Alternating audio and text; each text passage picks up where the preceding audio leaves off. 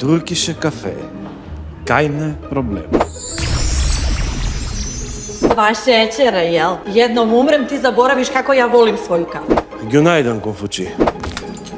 Му се пиело на некого. Baš ti hvala, Konfuči. Многу ти е благодарна. Еве ја, ќерка ми од Германија ѕвони. Добро утро и на тебе, тато. Како си, што правиш? Парно, еве. Ти звонам да ти кажам дека имам многу добра вест. Знам, се враќаш. Не се враќам, тоа ќе го оставиме за друг пат. Сонував мама со куќа, па решив и јас да вдомам едно. Pas! Ај на тато. Мили.